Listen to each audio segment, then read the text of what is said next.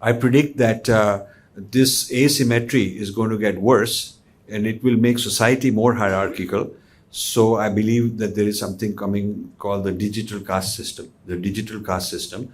So you should stop worrying about the traditional caste system. It's not that important. You may think it's very important, but there's another caste system coming, which is based on a whole different criteria of who controls the algorithms, who has privacy and who doesn't, who is being manipulated without even being conscious that they're being manipulated, who is being denied rights to access various things, who is being deplatformed, who is being boosted. All of this algorithmically controlled in the hand, and these algorithms are in the hands of a small number of people at the top of these companies, and they set the criteria of what is true and false and what type of ideology to support. So it looks very nice and democratic and transparent, but actually AI is not value neutral. If an AI model does not have an accuracy of more than 98.6%, it can be dangerous. For example, I'll give you a very small example. Suppose there's an AI system of a facial recognition of preventing a terrorist entering a airport, right? Just imagine if it is a false positive. False positive matlab, I am not a terrorist, but I've been identified as a terrorist. It's not a big deal because I will be inconvenienced. But if it is a false negative, I'm a terrorist, but the algorithm did not take me as a terrorist. Geopolitical scenario is completely changing. You are all witness of it. Countries like Russia, China, US, they are far ahead of us. And we are still in a discussion mode now in these kind of seminars. Please don't mind this. We cannot ignore this. The government and the big business should invest in building our own AI platforms. So we are not being profiled by somebody else's platform. We have a disadvantage if you are going to fight. It's like you're fighting on somebody else's home turf, and they have a home turf advantage. As long as that's not done, we cannot really defeat them. But there are things we can do as individuals, and that is that when you should become more vigilant about how things of interest to you ideologically are being profiled by various social media and various algorithms. And when you see something is wrong, you should raise hell, you should protest. And there are avenues to do that, because the more you comply with its value system, anything that can be repeated, anything I can describe how to do it to you, and then you can learn and do it, that's an algorithm. So basically, the idea started with programmers teaching a machine, step 1, step 2, step 3, this is how you operate, and the machine simply obeys it. So that's what a typical, in a very simple way, algorithm is a procedure, a recipe. Namaste. Greetings on behalf of the Bharat Book Club, an initiative of Historical India in collaboration with Hindu College, University of Delhi. It is an immense pleasure and honor to invite you to the book launch of The Power of Future Machines, Essays on Artificial Intelligence. The Bharat Book Club, an initiative of Historical India, is a forum for students and scholars who share an enthusiasm for readership and deliberation of ideas. Based in the University of Delhi, the club aims at reviving the culture of reading and research, from hosting book launches to introducing and reintroducing literature, publishing book reviews, enhancing bibliographic research to initiating novel bibliophile endeavors, forge the essence of the Bharat Book Club. Historical India is a community-based digital wiki platform stimulating an exclusive discourse on multidisciplinary history. It's a platform where one can create and edit wiki articles, ensuring that this discourse reaches the masses by cracking the dynamics of search engine optimization. Almost 1/3 of articles at Historical India appear in the top 5 searches in various engines. It also aims to serve as a platform for historical deliberation beyond the digital space. Today we are present at Hindu College for something new and something enriching, because we have dignitaries and speakers who have changed the discourse, challenged the academic status quo, and produced literature of the finest quality. Now I take the honor to introduce to this august assembly our dignitaries and speakers for today. It is extremely easy to find people who speak pleasantly, but it is rare to find people who speak and hear true words even when they are not pleasing to hear. Today we have speaker Rajiv Malhotra, who was trained initially as a physicist and then as a computer scientist, specializing in artificial intelligence in the 1970s. After a successful corporate career in US, he became an entrepreneur and founded and ran several IT companies in 20 countries. He exited all the for-profit activities in early 1990s. As the founder of his non-profit Infinity Foundation, he has on a full-time basis been researching civilizations from a historical, social sciences and mind sciences perspective. Sir, we welcome you to this August Assembly. Then we have the editors of the book. Manogna Sastry is a Master of Science from the Indian Institute of Astrophysics with a strong background in theoretical physics and mathematics. She is currently the team leader, research at Infinity Foundation. Ma'am, we welcome you. T.N. Sudarshan is a computer scientist by profession with expertise in the fields of AI and related technologies. Apart from technology consulting for startups, he is also actively involved with research initiatives at Infinity Foundation. Sir, we are grateful to have you. Now I would introduce the guest for the ceremony. Srimati Vijaya Vishwanathan. She's a mechanical engineer by training with an MBA from the Wharton Business School. After a successful corporate career, she turned her focus to education, gaining deep insights into the relevance of Indic knowledge systems. We have with us Lieutenant General P.J.S. Pannu. Lieutenant General P.J.S. Pannu, Param Vishisht Seva Medal. He is the former Deputy Chief of the Indian Integrated Defence Staff who commanded 14 corps, including in the highest active war zone in the world. Thank you, sir, for joining the event. We have with us one of the speakers, Major General Lav Bikram Chand. He is a Corps of Signals Indian Army veteran with 37 years of experience in the ICT and electronic warfare. During his army career, he headed the implementation of many pan-India ICT projects like ASCON Phase 3. So we are grateful to have you. We have with us Rajkumar Sharma. He is the president of All India Council for Robotics and Automation since April 2014. He is passionately committed to transforming India to be a global leader in the field of robotics through technological advancements. Sir, thank you for joining us. I would like to introduce Mr. Ravi Khanna, who is a businessman and a Vedic scholar who pursued BSc Physics Honours at St. Stephen's College, Delhi, and completed his Masters in Electrical Engineering from Madison University of Wisconsin, USA. So we are grateful to have you.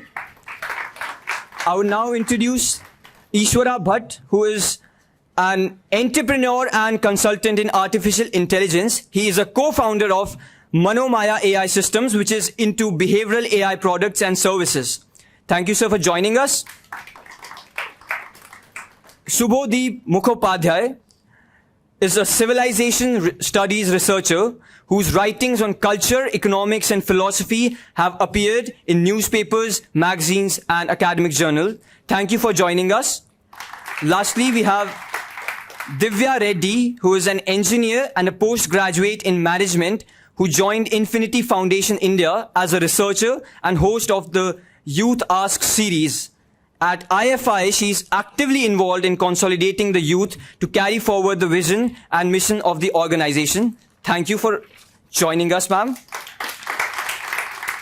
We have with us Dr. Manisha Pandey, ma'am, who is the Speaker of the Republic of Hindu Parliament. She is the convener of the Gandhi Study Circle in Hindu College. She is the Nodal Officer of Azadi Ka Amrit Mahotsav and the Associate Professor at the Department of Political Science, Hindu College. Thank you, ma'am, for joining us. We salute the Supreme, who is the light in the lamp that brings auspiciousness, prosperity, good health, the abundance of wealth and destruction of intellect's enemy. The lamp lighting ritual symbolizes the positivity and optimism and is therefore sacred before beginning any event. In light of that, I would now like to invite the dignitaries for the lamp lighting.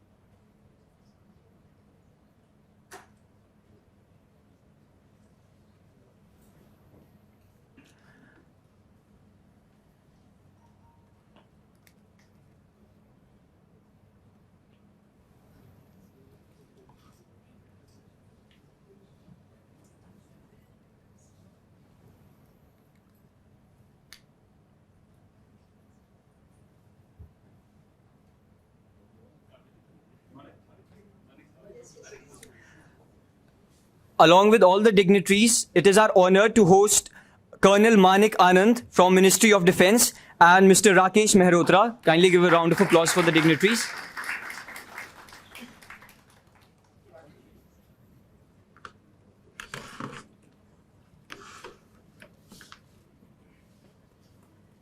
Thank you.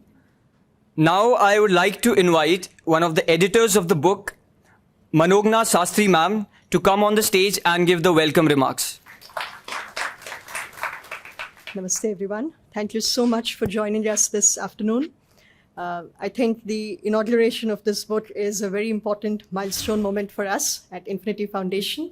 It is, in fact, one of the series of books that are coming out. Very exciting times for us. And I thank you all for joining us here today. So this anthology of essays, which is what this book is about, The Power of Future Machines. So these are essays which have been solicited from experts in the field of artificial intelligence and to study the impact of it in various fields of human endeavor. So we have built upon the dialect and framework introduced by Rajiv ji in his previous book, Artificial Intelligence and the Future of Power. And we have taken that to the next level in studying the impact in various battlegrounds, as he calls it. So this could be the geostrategic and military affairs. It could be in spirituality. So we are considering the applications in a whole range of human endeavor. So the essays also discuss the application of artificial intelligence to policy making, which is a very important area. We are also studying how the perspectives of AI can add to the present day skewed discourse, which we have, especially coming from a civilization which has suffered over the past few centuries. So now in this book, we have the discussions which Rajiv ji has had with the military that has been serialized into an essay. We also have Velina Chekarova, who has provided a balanced geopolitical analysis of what she calls the fourth industrial revolution. We have Shri Ruchir Sharma ji, who has provided a very impactful analysis of the potential trajectories of imperialism and colonization, given the mainstreaming of the AI that we have today. We also have Lieutenant General P.J.S. Pannu sir, who has provided a detailed analysis of the ramifications of AI, especially in the military theater, right? In the larger context, especially of national security. We also have Ishwara Bhatt ji, who has given an under-the-hood analysis of the data bias and implications which are there at the very idea of, let's say, freedom of speech. Right? And especially understanding how this is impacting the AI that we have currently. We have Mrityunjoy Majumdar, who has taken a broad look of what doing physics means today, especially against the backdrop of it being affected by AI. We also have Ravi Khanna ji, who has provided a perspective on the goals and implications of AI grounded in the consciousness perspectives which the Vedas have provided. We also have Shubhadeep Mukhopadhyay and Divya Reddy, who have rounded out this entire compilation of essays by focusing on the deeper problem of Western universalism and what this has done in defining and even building the AI as we know of today. So at Infinity Foundation, the perspectives emanating from AI have now been influencing almost all our research and content. So we realize that much needs to be analyzed and studied and communicated, especially to understand the ramifications of AI from the Sanatana perspectives, right, and the Dharmic perspectives. And we hope that as a larger part of our commitment in creating and curating and communicating these perspectives over the years ahead, we hope to bring out many more such essays in volumes in different formats. It could be in published versions, it could be through other media. So we are looking forward to that as well. So we hope this collection of essays provides our audience with some serious, thought-provoking analyses and perspectives, and we hope it receives a much wide audience. Thank you so much for joining us today, and we hope you have a wonderful session ahead. Thank you.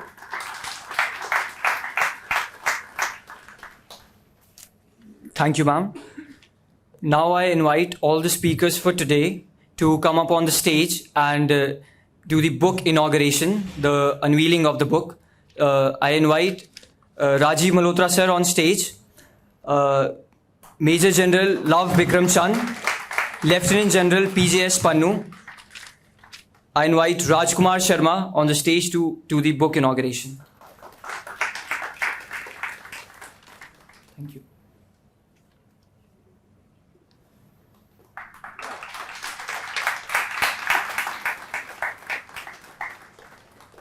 So, round of applause for Mr. Rajiv Malhotra.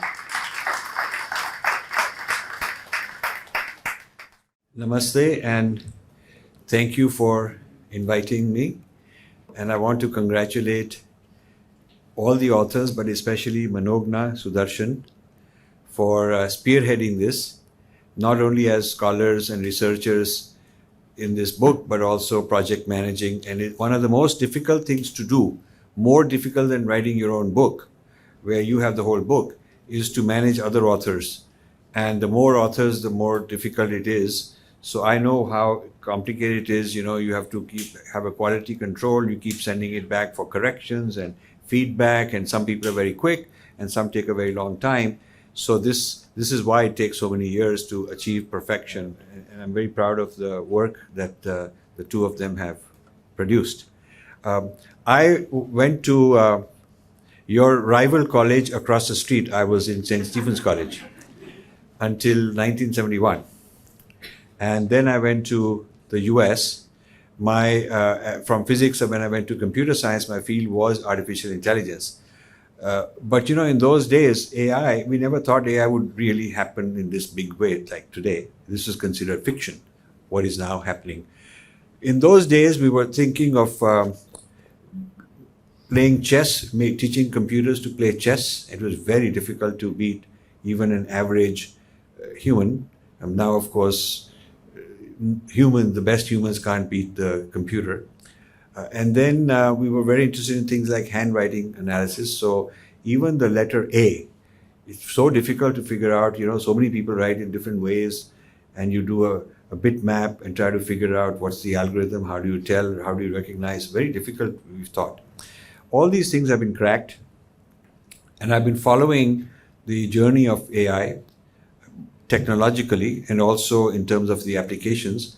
But in the last 3 decades, since I left the technical world as a technocrat myself and got into the world of social sciences, mind sciences, humanities, those kind of things, and understanding our culture, our civilization, I have continued looking at AI as an observer. And so putting it all together now, my interest is to see how these technologies affect human beings' future, how they'll affect colonization, because the world is going to get colonized again. I'm convinced of that. There will be a new kind of haves and have-nots. And AI is a very important weapon, which does it. AI is a very important force because it enhances the intelligence with artificial enhancement. But then, you know, if like any weapon or any force multiplier, it has good uses and bad uses. And it depends on who has more AI, me or my enemy. It's like you give me a booster to become more strong. Is it good news or bad news depends on whether I'm strong or whether my opponent is strong. So AI is, people generally don't like to talk about issues that are concerning because it's more interesting to talk about good things happening and the world will be great and so on.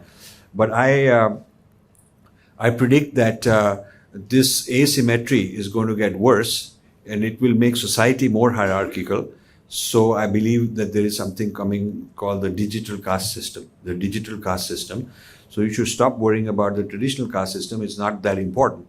You may think it's very important, but there's another caste system coming, which is based on a whole different criteria of who controls the algorithms, who has privacy and who doesn't, who is being manipulated without even being conscious that they're being manipulated, who is being denied rights to access various things, who is being deplatformed, who is being boosted. All of this algorithmically controlled in the hand, and these algorithms are in the hands of a small number of people at the top of these companies, and they set the criteria of what is true and false and what type of ideology to support.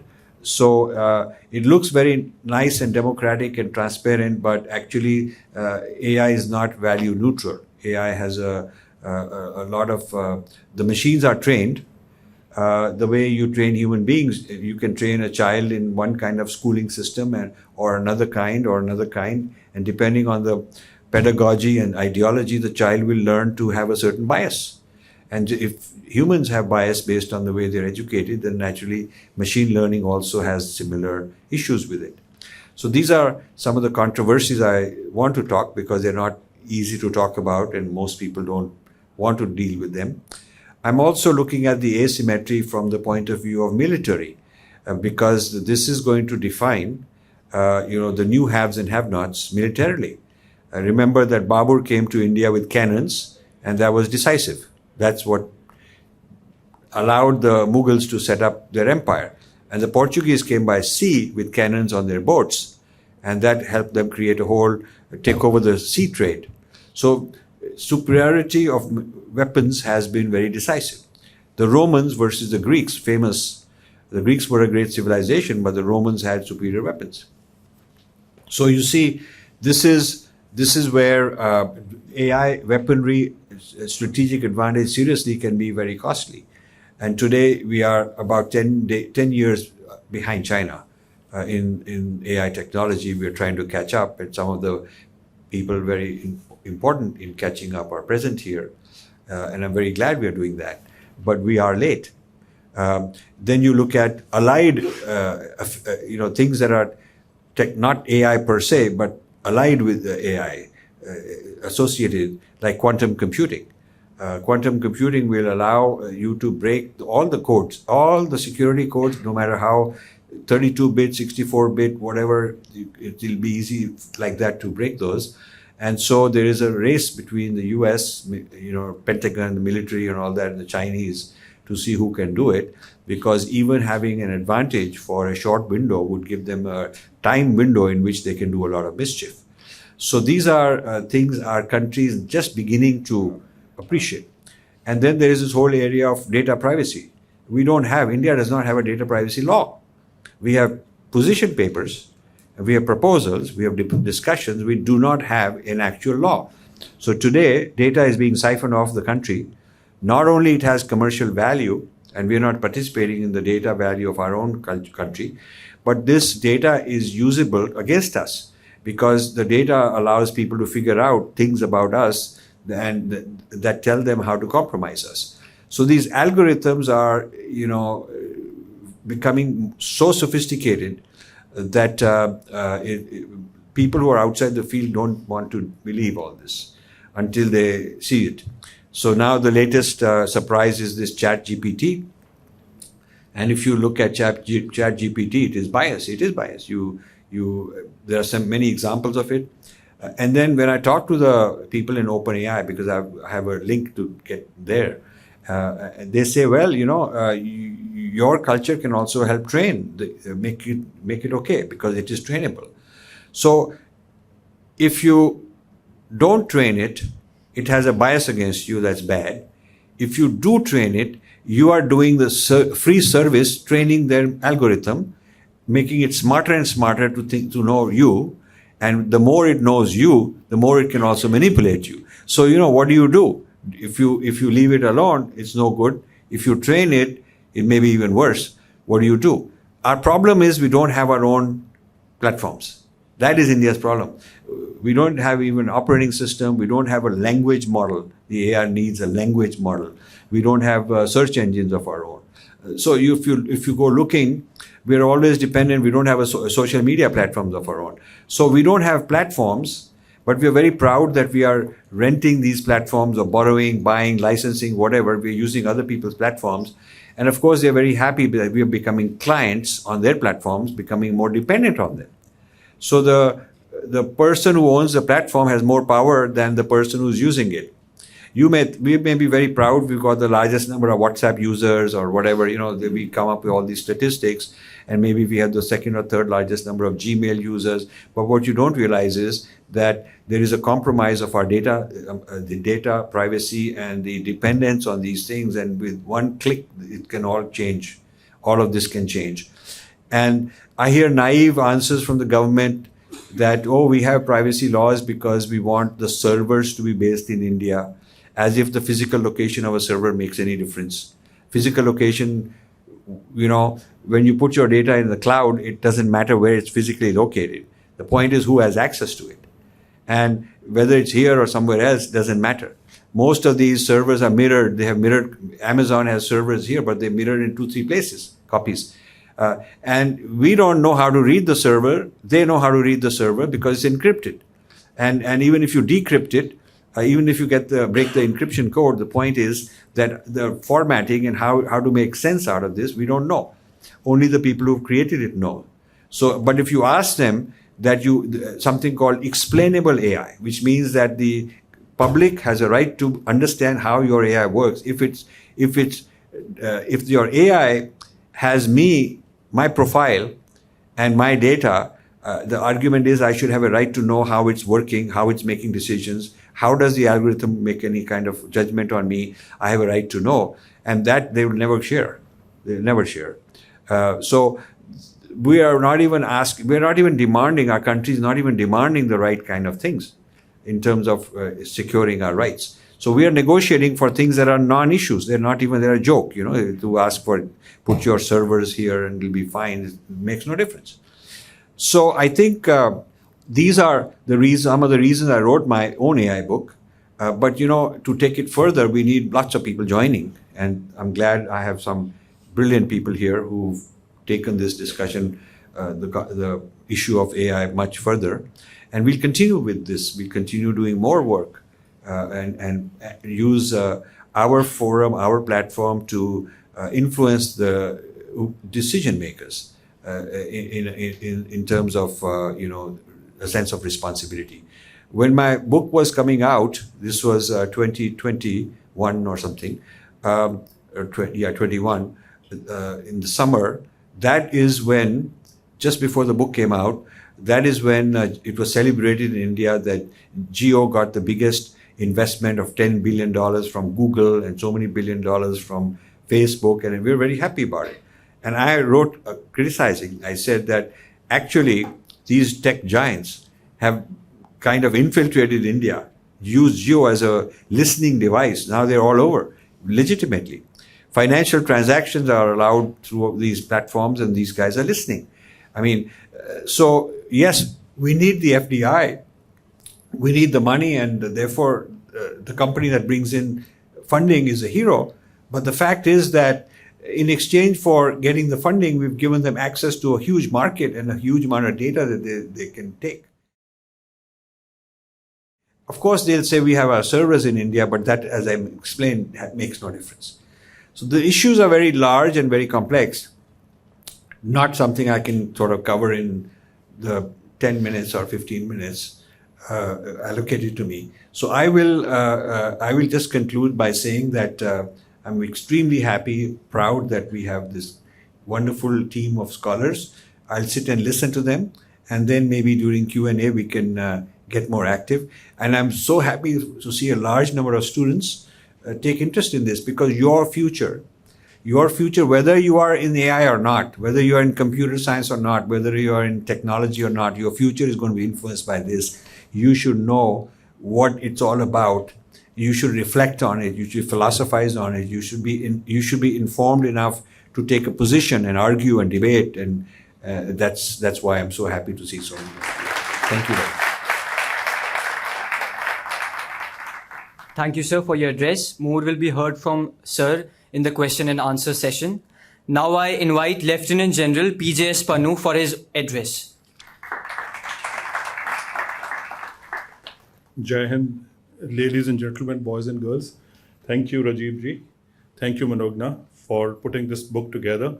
As you said, a number of authors have given you what they had to write, and it was for you to put it together and for Rajiv ji to come from US and make an event out of this book launch.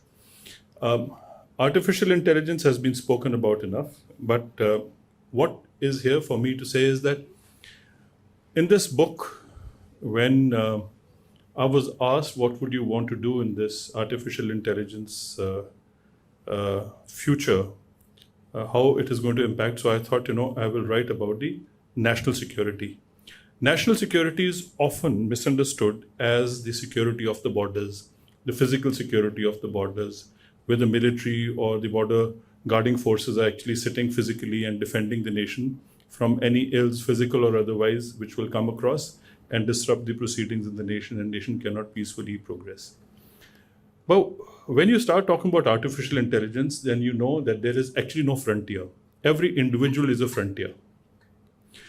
Looking at the title of the book, actually there are 3 words, standalone words, which make a full sense by themselves, and collectively they make a sense of what we are trying to speak about. Is we are talking about the power, we are talking about the future, and we are talking about the machines. When I was addressing you, when I said boys and girls, actually it was meant for those who are sitting behind the students of the college. You are the future, because you have more number of years to live in this world, and this world is actually on acceleration of development, where it is not the need but the greed which is dictating how we do our business for the future. And the moment you are driven by greed and you're employing machines to actually realize your greed, you see the power of the machine is going to become very disruptive. And if you see what is written behind on the cover that I wrote, is that a man has been trying to make an endeavor to make a machine behave like a human being. But in that endeavor, the human being has started behaving like a machine. So as a result, when the combine of both starts working along with the greed, obviously the nature is going to give you a pushback. If the nature gives you a pushback, where is the definition of love, compassion, and how the humanity is supposed to grow together as humans?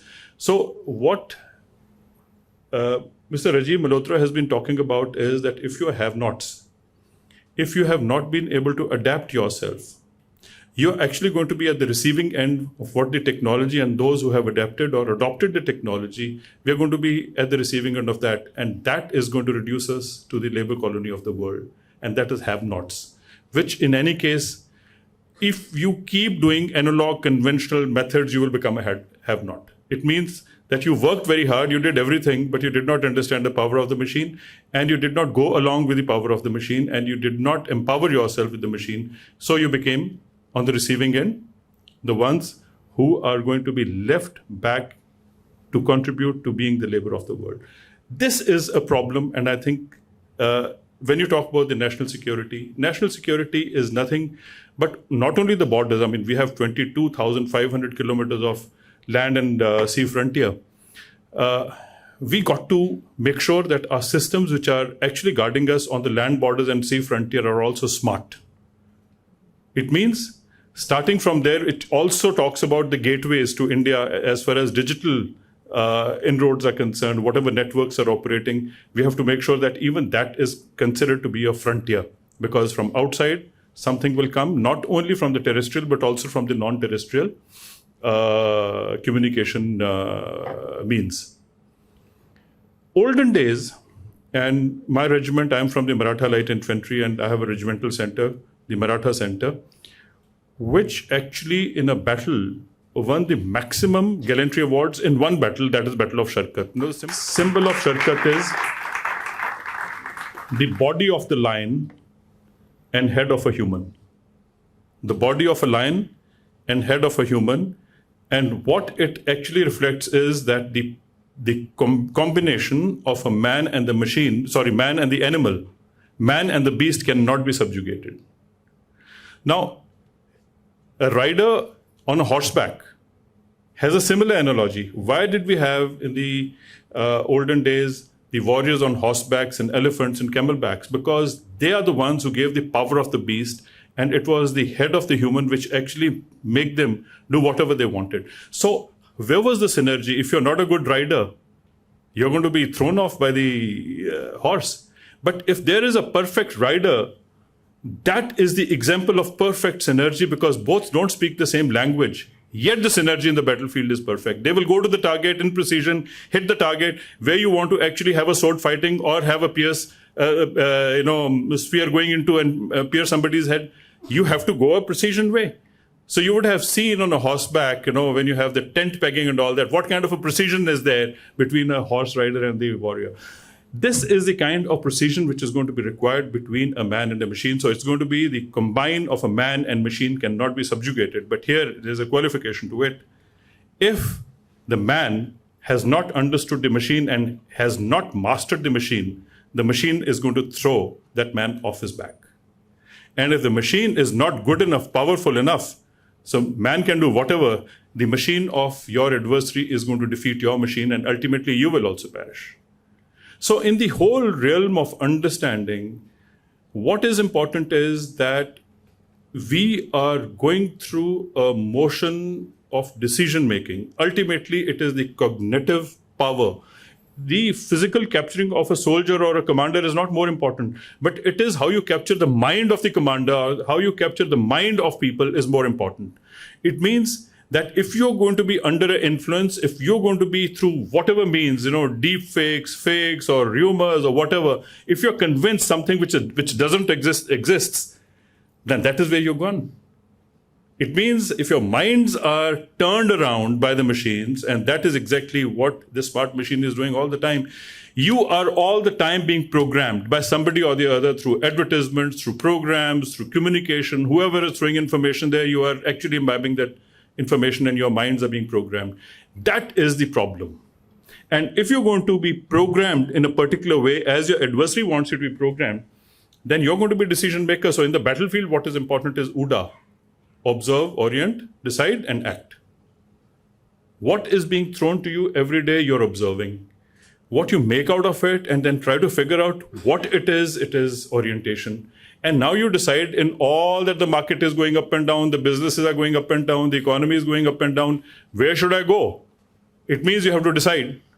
Once you have taken a decision, then you say, should I make this investment? Should I go to that country? Should I do business with so-and-so? Should I do business in this sector or not? All the decision making is going to be based on this. But if your initial input was wrong, then your act is going to be wrong. So you're going to be deceived to take a wrong action. But today, it is not simple UDA. It has become OOSSDA. It means observe, orient, share. Because what is happening is you are making up your mind. You observe, you orient, and then you say, I want to share it with my team. Now, if you think you should not share a WhatsApp message because you don't know from where it has come and what impact it is going to happen, you're sharing it. And if you have shared it, if you think that your entire network should understand it, but if it is not secure, it means it is going to go into somebody else's hand. Or if it was already infected, it is going to be shared in a manner that now your entire program is in somebody else's hand. So your mind is going to be somewhere else. And what are you going to decide and what act are you going to? So you will invest wrongly, you will act wrongly. And as in the military, they say, you will be wrong kinetic and wrong contact. It means you will go and fight a battle at the wrong place, which will only help the adversary. So therefore, technology is extremely important. I don't know whether we can flash these two slides. I won't take much. In the battlefield, what is important is that if you're talking about the IoT, in the battlefield is Internet of Battle Things and Internet of Battle Things. It means all your machines, whether it is your missiles or your tanks or your guns or what have you, which is going to be actually used for war fighting, are going to be seen as a platform which are networked. And these are going to be pre-programmed based on the ISR, that information that you get, what surveillance you carry out, what reconnaissance you have, what robotics are helping you in automatic analysis of decision making. All this is going to be all connected together. And that is how the IOBT and IOMT is going to link up together so that there is a shooter sensor link. If you think that this particular target is to be destroyed, the machine can on its own decide to destroy it because you have given the charge to the machine to decide and act. But if you think that you have to take that decision, then you have to interpose yourself that don't share it with the machine. Make sure when you share it with the machine it is secure. So USDA becomes very important, and therefore the entire process of decision making is extremely important. So I won't go on. I will look for whatever questions come up in the interaction. But what I still feel is that each individual must know that you are like a nation as an individual. You can be targeted, your friend can be targeted, your family can be targeted, and you will all start running around in circles. You can be demoralized. You can actually be captured by somebody else in the mind, and your neighbor won't know that why your morale is so low, because somebody will be pushed to commit a suicide because somebody programmed that let's not allow so-and-so who's doing very well professionally. Let's give this information and bring that person down. So cognitive power and also your emotional intelligence all going to be put together, and you're going to actually see how the decision-making, our ability of empowering ourselves as human beings is important. So therefore, when you talk about one nation approach, it is from the smart frontier to smart individual. All need to be secured, all need to be networked, all need to be on a decision loop, which is absolutely fast, it means instant.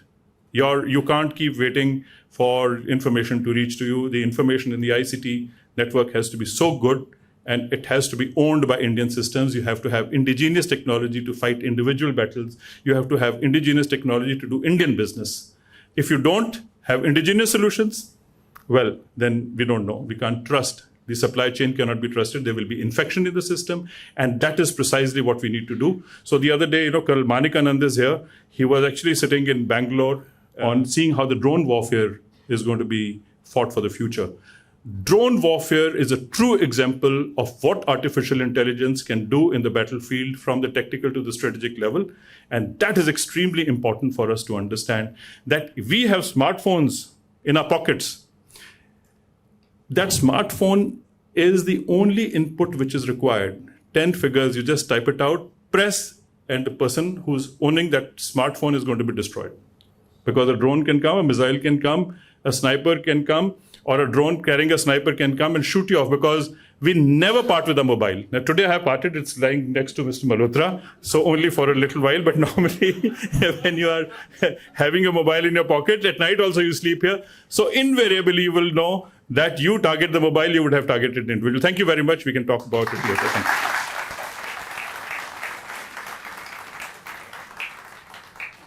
Thank you, sir, for your address. Now I would like to invite Major General Lav Bikram Chand on the stage to give his address.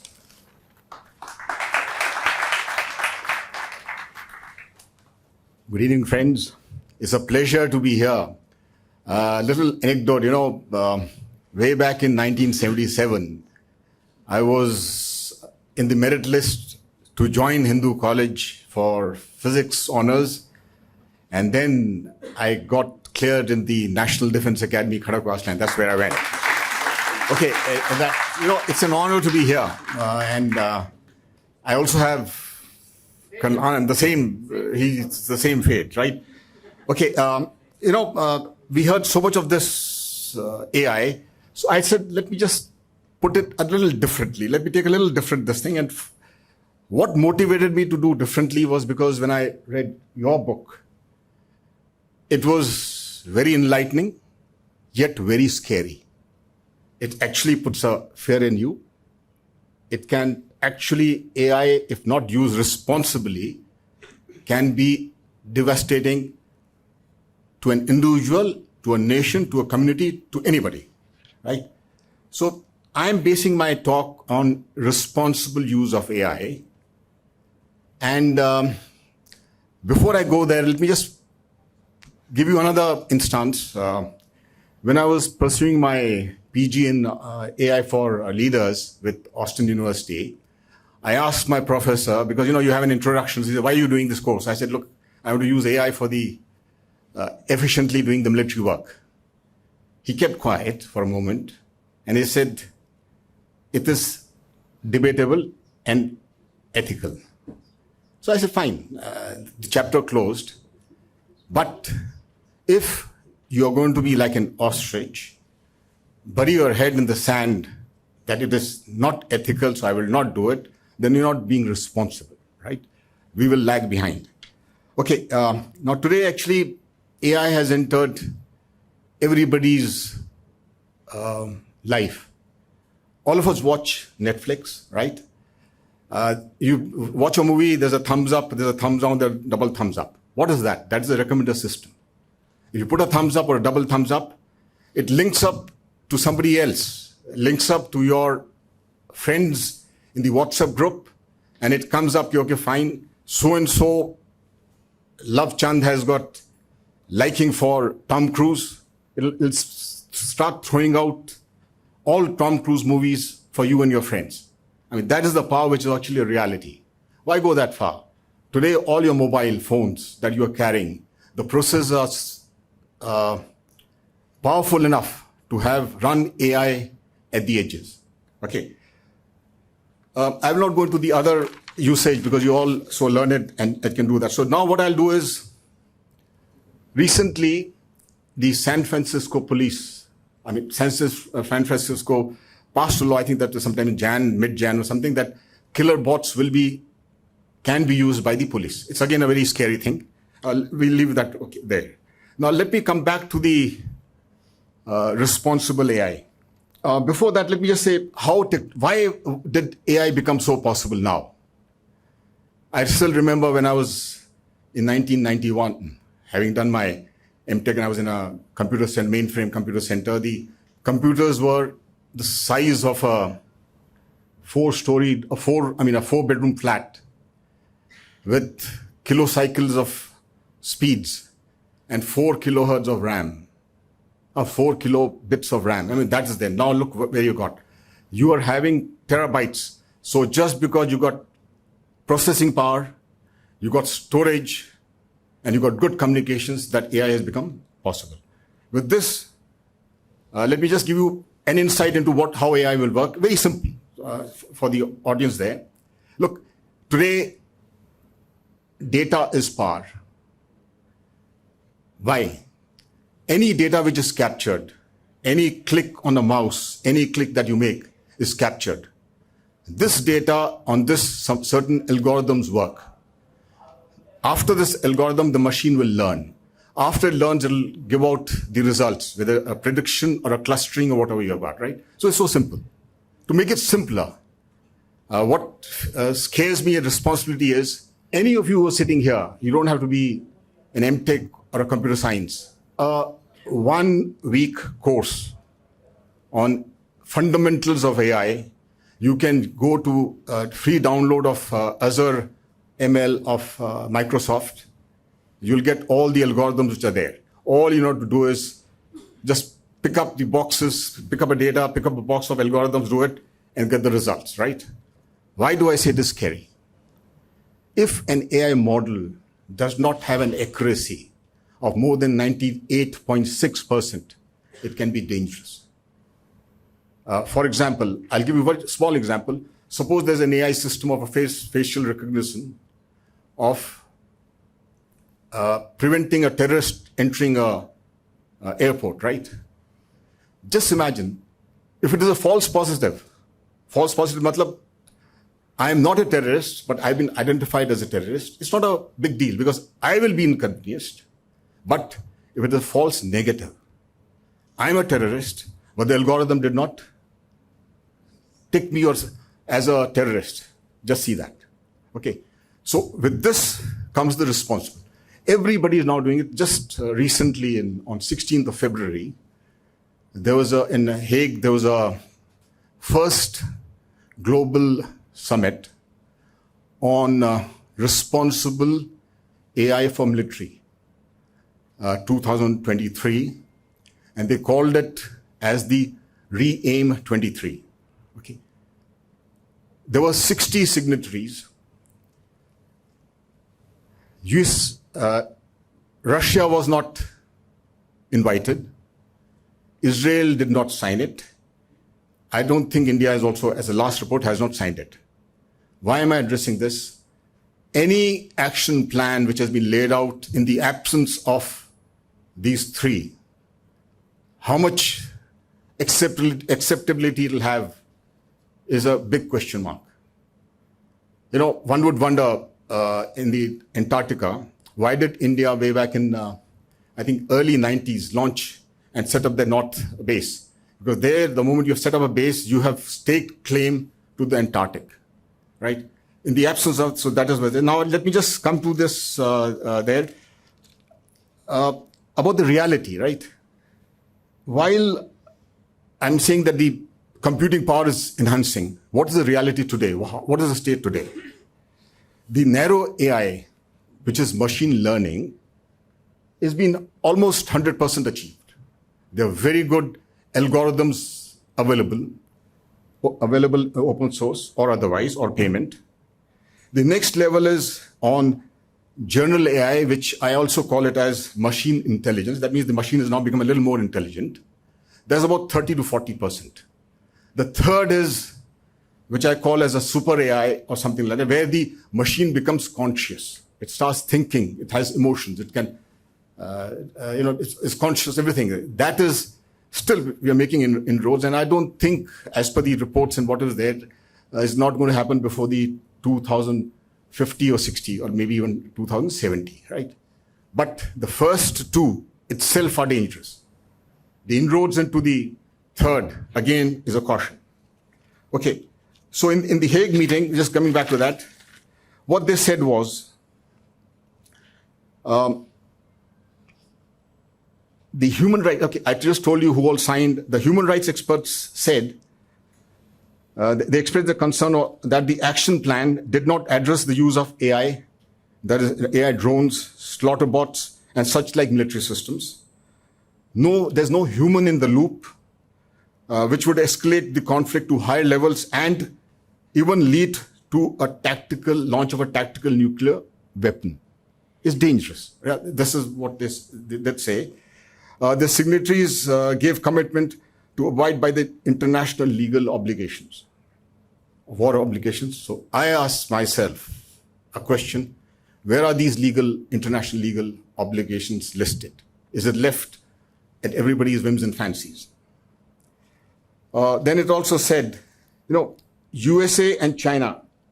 Actually, in AI, China is giving USA a run for the money. USA and China and other powerful countries have been reluctant to agree to put limits or limitation on military use of AI. This is fine. We agree action plan, but we'll not put any limits. Isn't this little bit hypocritical, right? And I'm just quoting from the report which came from Hague.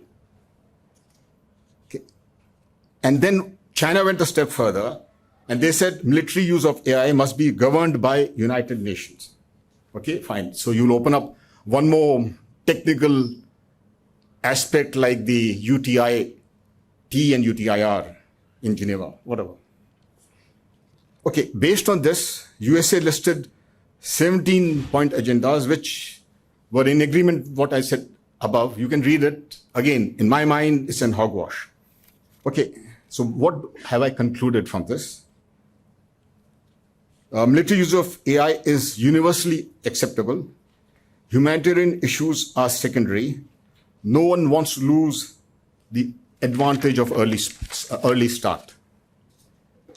Humanitarian organizations will continue to cry hoarse.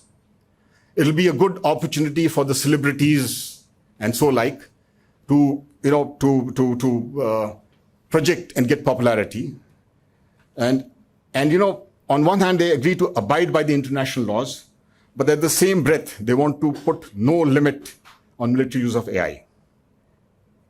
Okay, now let me come back to the Indian scenario. When I said China is giving run for the money to USA, why? They have skilled manpower. India has that advantage of skilled IT engineers. I will urge the young minds not only to become, it's only the coders who can, to apply your mind and start working on some very novel algorithms. That is where the power of AI lies. Those algorithms could be the IPRs of India, whether it is for civil use or military use. Because unfortunately or fortunately, AI is a dual use or dual purpose technology. Whatever I'm making for civil can very well be used for military and vice versa, right? Okay, let me just conclude by saying that what did President Biden just 1 week before re-aim said? And to quote, "We are not bystanders to history." Just word, it's just one sentence. What history? History of technology, history of AI. I will draw your mind back to the classic fight between Huawei and USA. I'll again go back to a 5G fight. Just to give a little bit context is, USA ran out of spectrum. So they went into 29 gigahertz for 5G, which they call it as 6+. China and rest of the world went to 6 gig. The advantage of that is 6 gig, lesser frequency, longer range, right? So as a result, the 5G towers would have been more, the infrastructure would have been much cheaper if you're going for sub 6G, right? So this is exactly what they said. USA wants to ensure that AI and related technologies transforms how they live, how they work, how they compete, and how they defend. In AI race, they want to stay ahead of change, shape change, and ensure AI delivers for Americans. This is by the Secretary Jenkins who was there, quote unquote. AI is going to be for Americans, for them. So we also have to have our own AI. With that, I thank you all for patient listening. Thank you. Thank you, sir. Now I request Mr. Rajkumar Sharma to come up on the stage and give his address. Thank you for giving me 5 minutes, Vikas. So, Dr. Rajiv, General Pannu, General Chand, Ms. Manogna, Mr. Sudarshan, distinguished guests, and my dear friend students. First of all, I'll congratulate Dr. Rajiv for this awesome book, which, they put their thoughts in this book. So probably all of you would be appreciating while reading this book. Guys, artificial intelligence actually having potential to transform and revolutionize our almost every aspect of our life, right? India being a largest economy, or rather fastest growing economy, we actually cannot ignore prioritizing artificial intelligence research and development. And that's how government has to put pressure and start contributing in this. So, the aspect is like geopolitical scenario is completely changing. You are all witness of it. Countries like Russia, China, US, they are far ahead of us. And we are still in a discussion mode now in these kind of seminars. Please don't mind this. We cannot ignore this. Like General Chand said, we cannot behave like an ostrich. Something is happening. When the threat comes, the ostrich put his head in the sand and feel that nobody is watching. So we cannot do this. I believe in this forum, all of you are serious enough, having knowledge and interest towards artificial intelligence. That's how you all are here. But what after this attending this seminar? How are we actually going to contribute something, right? We all have to make a big difference. We have to make a big difference, big change, and be the change. If we don't do this, it will be a big challenge to our nation, to our society, to the humanity, everywhere. So here I will not talk about how this AI will work, what is the algorithm, all those things, because we have lots of good mentors like Dr. Rajiv and other, General Pannu have also sensitized about the military operations and seriousness, the concerns as well. I will say how we can contribute. All of you are here. No need to become a coder. I believe all of you will not become a coder, but all of you will be affected because of this artificial intelligence. So what change we can make? At least you all are the student community. We can put pressure on the government. I am taking point by point, right? How this current government is actually taken lots of initiatives and invested lots of money in artificial intelligence development as well, because I'm in connect with lots of ministries and departments. But that is not sufficient enough. We really need to speed up the process. We really need to engage everyone for the development of artificial intelligence. And we also start thinking about the indigenization of this technology. Not need to, we cannot be, in fact, in one of the talk of Dr. Rajiv, I've listened like, we have a second East India company here, East India Company 2.0, like Microsoft, Amazon, and Google and all. They are getting everything from us and utilizing the data. So we are actually under threat. They have already entered our nation. So we have to be cautious. We have to take a call. Something is to be done. So how we can be engaged? Like, one, not need to be a coder, as I said. We can influence wherever we have some connects. In fact, your neighbor, friends, relatives, we can tell them how sensitive it is. When we react something, with some information, that algorithm notice us. Somebody is watching us. They are manipulating our decisions. This is what it is already happening. It cannot make big change in future. It is already making a change. We all are probably not aware, but it is already happening. So this is how we need to understand. Second, some of you might become an entrepreneur. So how we can start working towards developing AI? We should not be completely dependent upon the government. Government is one part of the system, right? But we are equally responsible. We can put pressure on them, but something is to be done at our end as well. I'll just share, I spent almost 17 years in different corporates. Then suddenly I thought something is to be done for the corporate as well, for the nation as well. So I formed this All India Council for Robotics and Automation in 2016. And we started working for the development of different technology and different fields as well. So today we are setting up STEM labs in schools and colleges. We are setting up Industry 4.0 technology labs, Center of Excellence. We have done it in almost 24 universities and colleges. And probably by end of this year, we would be having 100 Center of Excellence on Industry 4.0. In schools also, we are aiming to have 2,000 STEM labs to be set up. So that school students, young students should be encouraged. Some motive is to be there so that they should be having some motive to focus upon this technology, and they should start learning. So those kind of initiatives are required. In fact, we also do lots of activities, like we organize International Global Artificial Intelligence Summit as well. Every year we discuss how AI can make the changes in different industries like agriculture, healthcare, defense, aerospace, education.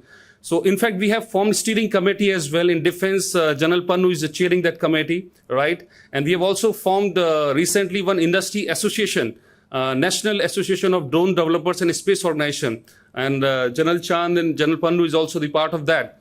So these kind of initiatives we have taken so that we can build a larger community. Everybody can be engaged. From this forum, I would also like to invite all of you to be part of that bigger journey. And I would also invite Dr. Rajiv to become a mentor, because he has given us a path, right?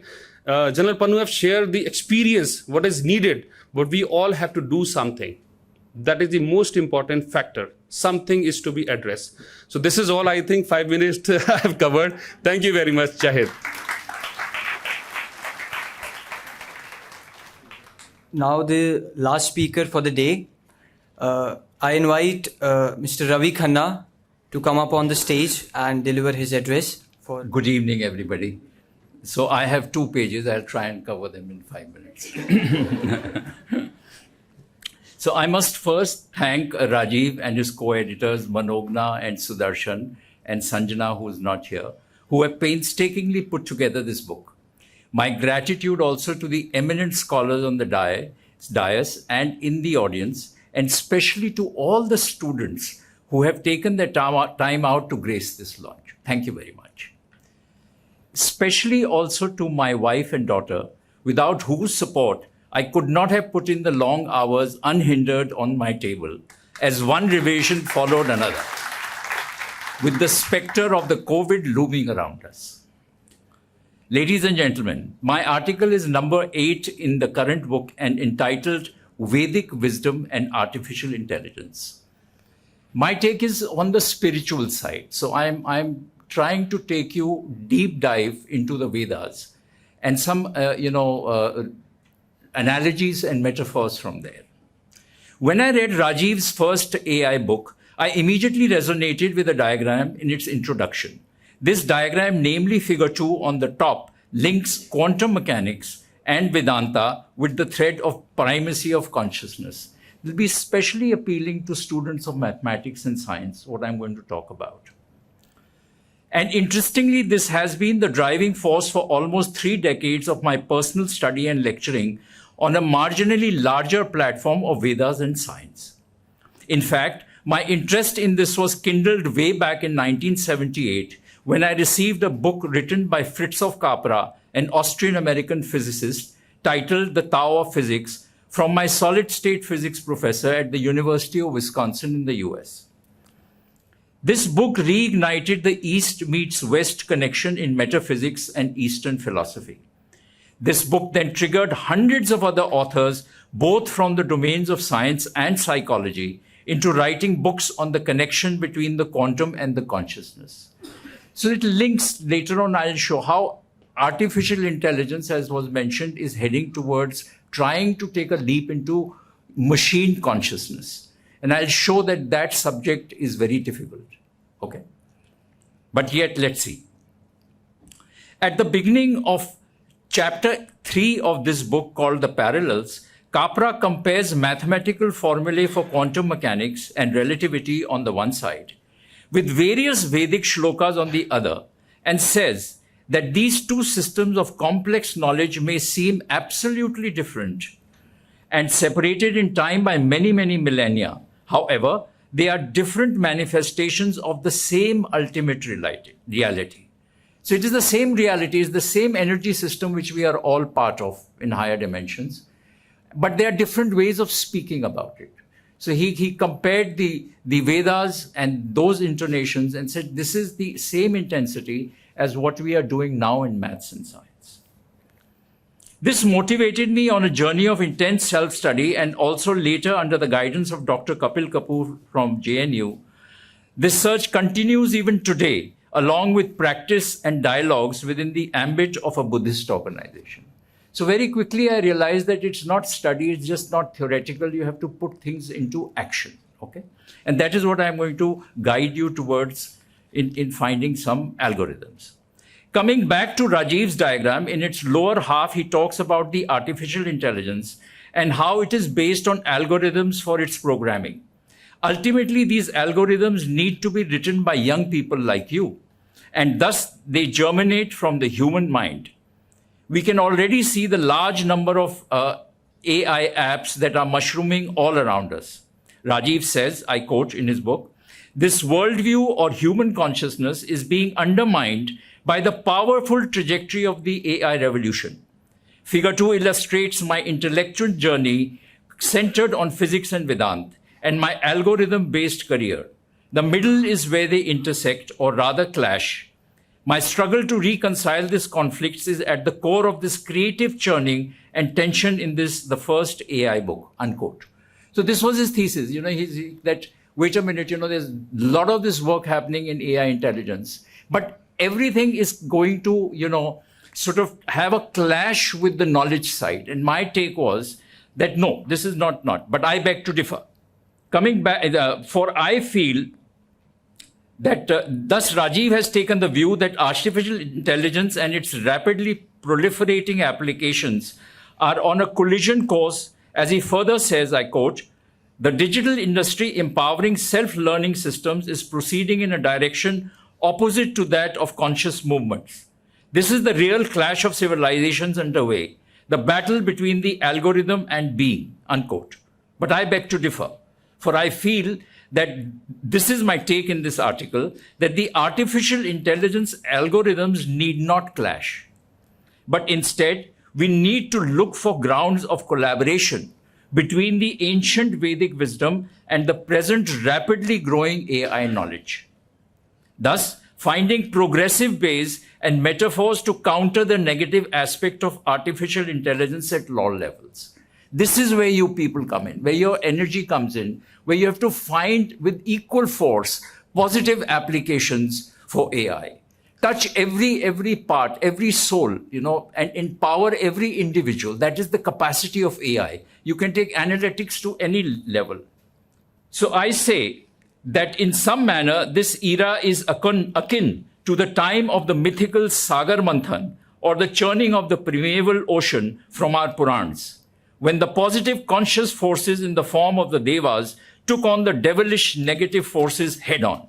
This time, however, the serpent being used as a rope for the tug of war is not Vishaka, but instead our self-unleashed demon of artificial intelligence. We have been told again and again that there is this demonic, thing which is attacking us. The Devas had won since they used the strategy of dharma and satya, or truth was on their side. And this is exactly what we need to replicate in this current yug of tribulations. Ironically, Rajiv himself shows us the way when he puns on the word algorithm and calls it algorithms. To explain, rhythm, it is a Sanskrit word that is translated as order in English. In Rajiv's own words from his earlier book, Being Different, I quote, in Rig Veda, there is a remarkable insight into universal order and harmony called rhythm, which is the ordering principle of nature. Rhythm gives everything from vast galaxies to the nucleus of an atom, its nature and course, unquote. So in this article, I have touched upon the underlying thread of the flow of few of these macro symmetries into the micro everyday life as we experience here on earth, both in terms of the Vedas and science, and how we can forge this combination to temper the onslaught of artificial intelligence. AI itself, I give you one insight. AI, I'm a semiconductor engineer by training.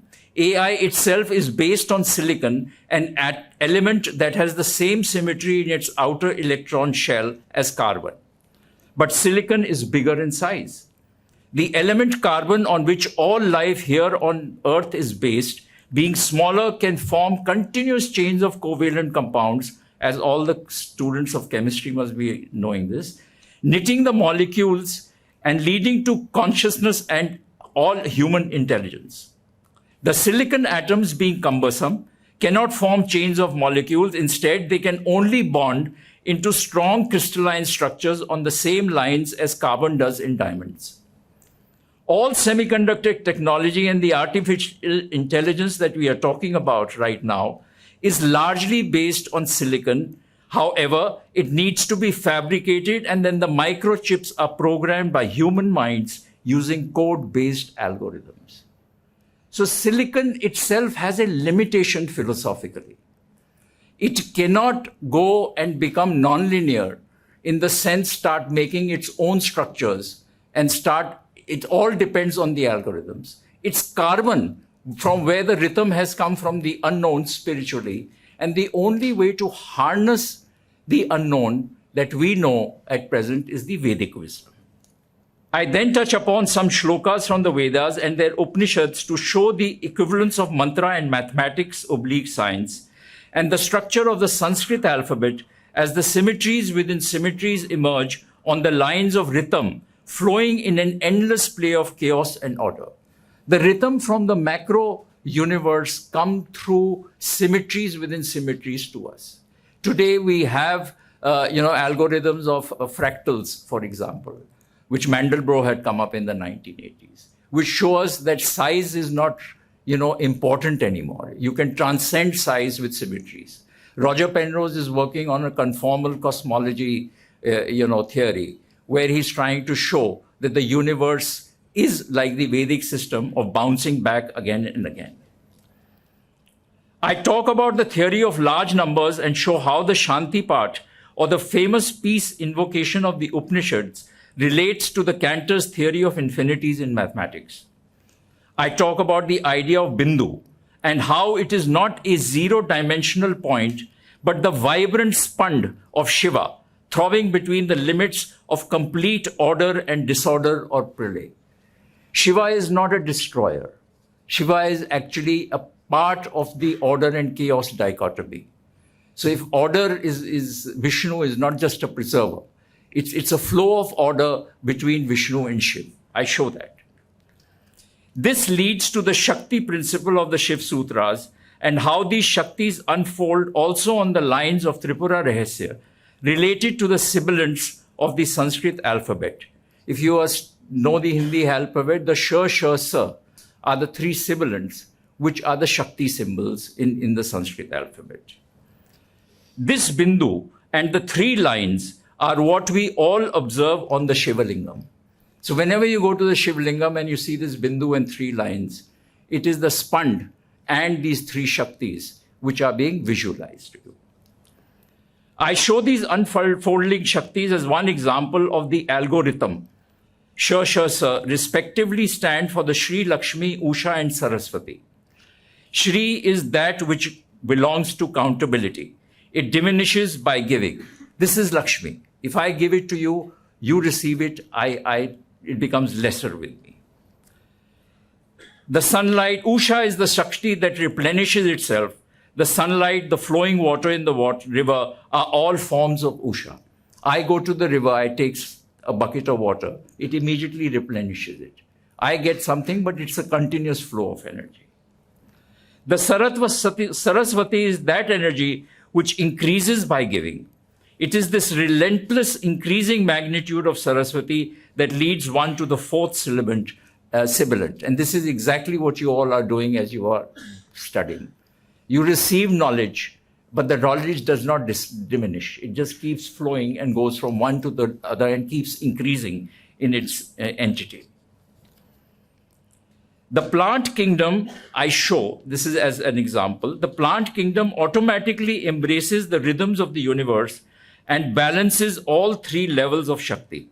It takes from the surroundings just what it requires through its intricate network of roots, trunk, and branches, giving back continuously to nature more than it absorbs via its leaves, seeding the rain with its water evaporation and converting carbon dioxide of the air to nurturing oxygen, simultaneously celebrating the vast creation through its abundant flower, fragrance, and fruit. It completes the circle of this creation in perfect harmony with the thing. Right here, you have a rhythm which tells us how life can really proceed. Okay, right here, just one example from the connection and the circle of Vedas. In the same light, this example can be followed by us as humans as the four Purusharths that Rajiv gives us at the end of his first AI book. And he says that the Arth, Kam, Dharma leading to Moksha is the Pratham Dharma of how we should lead our lives.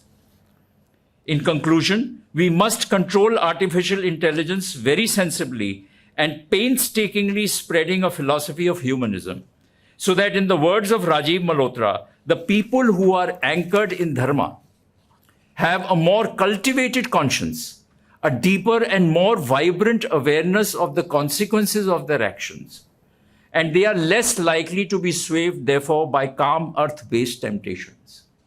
This is where you all have to participate in the Sagar Manthan and make sure that the demonic functions are thwarted. In handling AI, therefore, we must heed the warning of Sri Rabindranath Tagore, which I cite in the article, that, I quote, "A mind all logic is like a knife all blade. It cuts the hand that wields it," unquote. So artificial intelligence should be tempered with true wisdom. Thank you very much.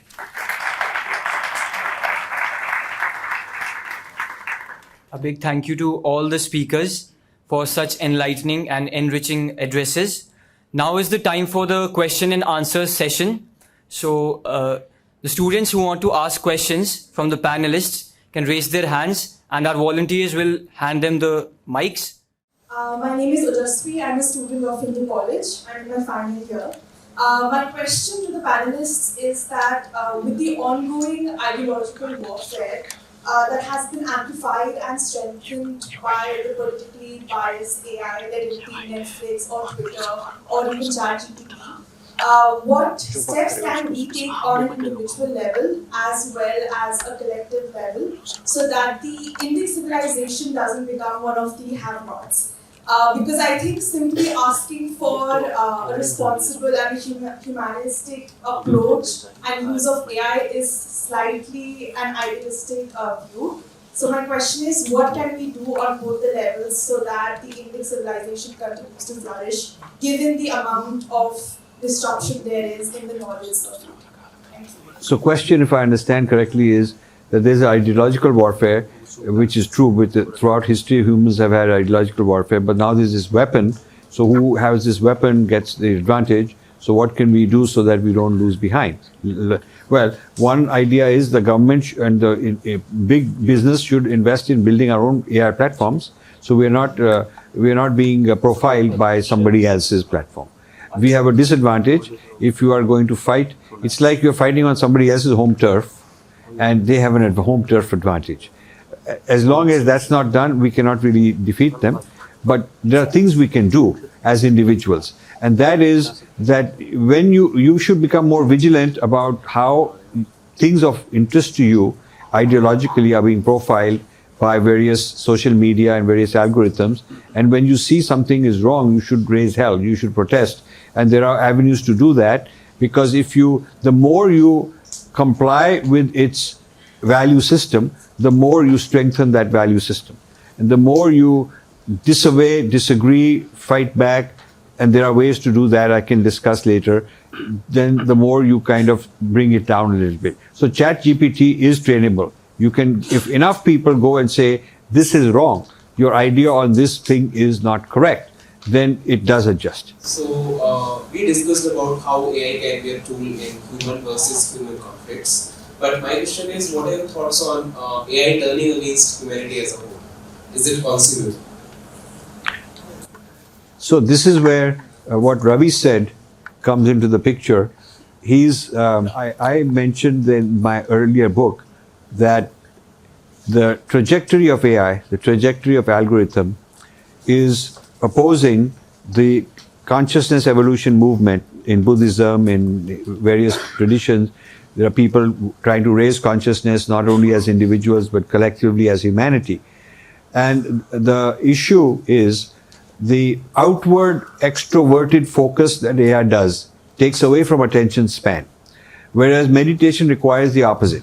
To meditate, you block the rest and go inside, and only when you raise your consciousness a certain amount you re-engage. Whereas today the young people have limited attention span. One of the exercises I did in a college in the US was, I said that everybody has to sit in silence, close their eyes for 10 minutes, and then we'll discuss what you experienced. And I'm not requiring what you have to do. You can do whatever you want. You can count numbers, you can pray, you can whatever, but you shouldn't sleep. Within 2-3 minutes, people got restless. And within 5 or 6 minutes, half the room had walked out. And then when we discussed what has happened, people accused me and said, how dare you make me sit like that? So it means that your worst enemy is yourself, because you cannot put up with yourself. And you cannot run away and get rid of this person inside whose company you hate. So this attention span problem is getting worse with all sorts of things, few seconds here and there, jump around here and there. It's not only shorter and shorter attention span, but extroverted, the stimulation coming from outside. Whereas the consciousness movement is entirely going inside. This is, I think, the real philosophical conflict between AI and the being in all of us. But that's a long discussion. We should one day have maybe a philosophy department people can organize a conference and we'll all come and have another nice debate on that. Thank you. We hear a lot this term algorithm. So can you please explain in a simple form what an algorithm is? Okay, I'll give my explanation. Algorithm is, think of a procedure. So how you make idli. is an algorithm. So you do this, then you do that, then you do this, then you do that. If this happens, then change over to that backup plan. That's also part of an algorithm. How you are taught to any procedure, anything that can be repeated, anything I can describe how to do it to you, and then you can learn and do it. That's an algorithm. So basically, the idea started with programmers teaching a machine step 1, step 2, step 3. This is how you operate, and the machine simply obeys it. So that's what a typical, in a very simple way, algorithm is a procedure, a recipe. How you do payroll is an algorithm. How you drive a car, what you do, you put the key, ignition, this, that. That's an algorithm. Now, there are two generations of algorithms in computer science. Before AI, the programmer teaches a machine. The algorithm cannot learn on its own. That was the kind of algorithm. What AI is a breakthrough is that the AI is a kind of system where, based on its own experience of how it's doing, it can change its behavior. So it is a driverless car with a lot of sensors, and it's making decisions, and it had an accident, so it knows what it did, it should not do again. So it gets reinforced with good outcome and discouraged with bad outcome. So this experience is called big data. A whole lot of data, which represents experience, in a sense, is used to train this machine. So trainable algorithm is like a child who is not just taught to memorize certain things, but the child goes around and playing and learns, says, okay, if I do this, I'll fall, so maybe I should not. If I do that, it's more fun. So the child, through trial and error, goes on learning. So the AI breakthrough is like a self-learning child. It's an algorithm that learns on its own based on the experience of trying different things. That's kind of a very simple. I would like to ask a question from Mr. Chand, Lav Bikram Chand, that you were talking about novel algorithm. So what is actually that, and how will it define that, whether AI will be introduced in India in a different manner, or in the way what experts are expecting, how it is going to be safe, how it's going to be in safe hands?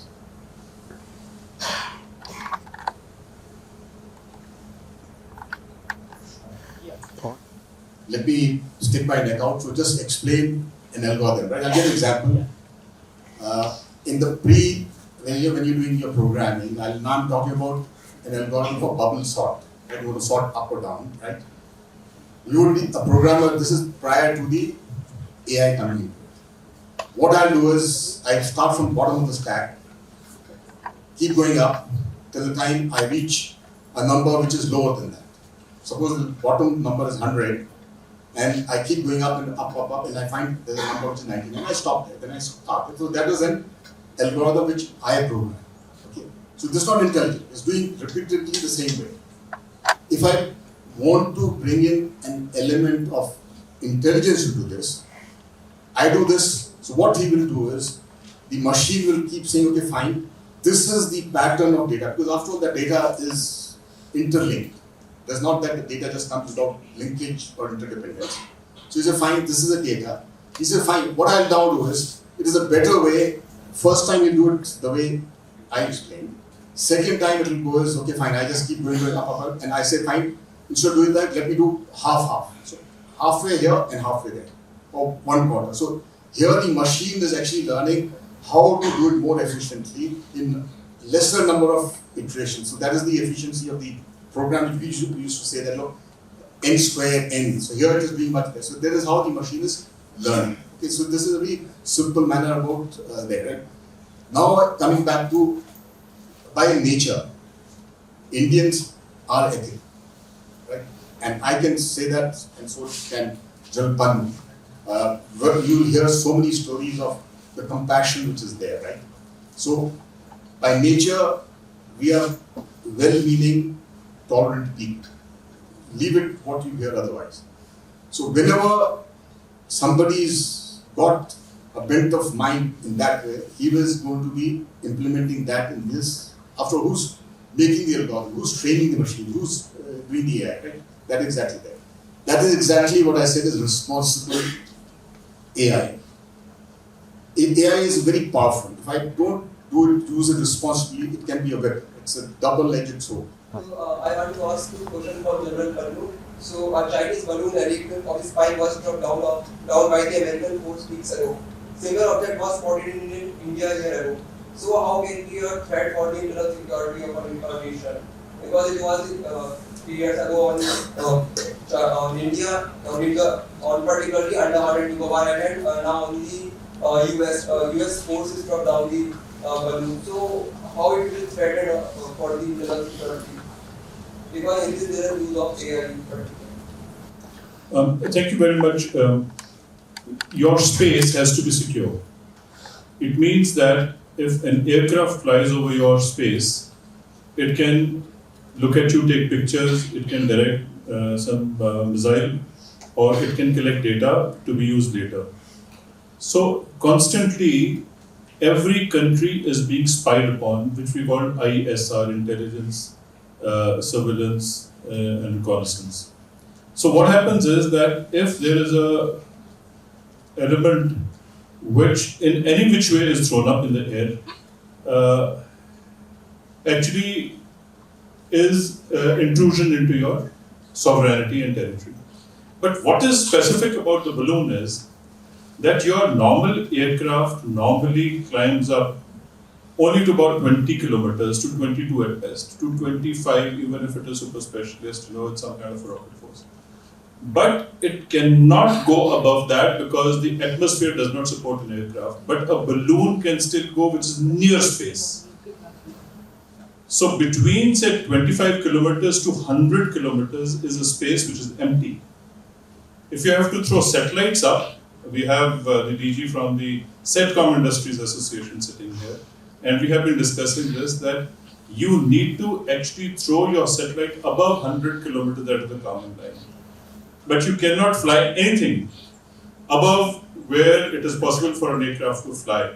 So therefore, anything which is flying in that space cannot be picked up, so therefore it becomes dangerous, and then you have no idea what's being So the balloons have been used where your radars can't pick up, your aircraft cannot operate. So it was detected that the balloons have been used in the near space, that is not on the outer space, but at the edge of the space where the aircraft cannot reach. So it was a big task for the Air Force to take their aircraft to a point to shoot down the planes, so which became a challenge. They have been powered by the solar panels. They collect data, they transmit. Anything which is up in the space can transmit data. It can be used as a relay station. So therefore, I hope you got the context that if you cannot detect a satellite, if you cannot detect an aircraft, it is dangerous. But both aircrafts and satellites can be detected, but the balloons are very difficult to detect, and that is where the threat is. See, I want to ask one question to Mr. Rajiv regarding the AI is causing some kind of joblessness scare at this moment. And there are some research happening in the US which concluded that AI, some companies are already using, and majority of the companies will be somehow using AI, ChatGPT for that example, and they will somehow replace the workforce. Yes. And what I'm talking about is jobs like code making and content creating, customer support, all these kind of things. And the customer support stuff are happening in India also. That's one question. No, but what's the question? I'm asking what is your take on it? I mean, what do you think about this kind of threat? Okay, so it is absolutely true. And in fact, in my first book on artificial intelligence, I criticize many consultants who have convinced the public of the opposite, that AI will create more jobs. Government has convinced the people that AI will create more jobs. That is a good way to pacify people so they don't complain. The fact is that productivity goes up with AI, so you need fewer people to do that. I mean, there are factories in the US where there's a massive factory with 10 people, what would normally take 1,000 people with robots and all these kind of things. So obviously, when you have a drone doing something or a robot doing something or an algorithm able to do something far, far more efficiently, it would have taken more people. Now there are algorithms that are reading X-ray images, and they diagnose what is wrong, what is right. If there's a much better than a person, they can detect a tumor, and they can compare it with the previous one, and tell you what's going on, much better than human radiologists. So face recognition, a machine can recognize faces more accurately than people, faster than people, and even in bad light they can recognize. So if you were in the old days, if you had to recognize fingerprints and some security check or facial recognition, it would take a lot of people and take a lot of time. But now the algorithm can do it very quickly. So obviously you're replacing human beings. There's no doubt about it. Now you're creating new jobs also, but you're creating jobs of a different kind. Very highly educated AI type people, you're creating jobs. So maybe Bangalore will get more economy, more jobs, and some village in Bihar will lose out because the kind of work they are doing is very labor intensive, which will be replaced. So what it's going to do is poor countries may lose jobs, and some people in Silicon Valley or Bangalore or China will get more jobs. And this is why I'm concerned, the concentration of wealth, rich becoming even richer, which is happening right now. The top few percent of wealthy people in India and US, all these places, the percent of wealth that they own is getting more than it used to be previously. So the technology is allowing those who own the technology, who own the patents, who own the intellectual property, which is the game of very big companies, it's allowing them to use that capital and that technology to make even more money. And this is at the expense of poor people. So there is definitely need for social policy, for economic policy, for people to be concerned about it, and raise some, there are movements called AI ethics. I'm part of some of these movements, and there is a counter voice to have responsible AI. So for instance, in some countries in Europe, they are trying to enact laws that if you introduce AI which removes a certain number of jobs, your responsibility as part of the AI project is to train those people and get them some other job. You can't just throw them out. So that is where the debate is right now. But thanks for the question. Thank you, sir. Now we will bring this session to an end. On behalf of the Bharat Book Club, Historical India, and the Gandhi Study Circle of Hindu College, I would like to extend my gratitude to Rajiv Malhotra ji for gracing the occasion and giving such an intellectual address. I would like to extend my gratitude to Lieutenant General P.J.S. Pannu, Major General Lav Bikram Chand ji, Rajkumar Sharma ji, Ravi Khanna ji, Ishwara Bhatt ji, Shubhodeep Mukhopadhyay and Divya Reddy ji, and also to dignitaries Rakesh Malhotra ji and Colonel Manik Anand ji. Thank you all the dignitaries and speakers for gracing the occasion. It has been really auspicious and enlightening to hear from all of you. Thank you very much. Thank you.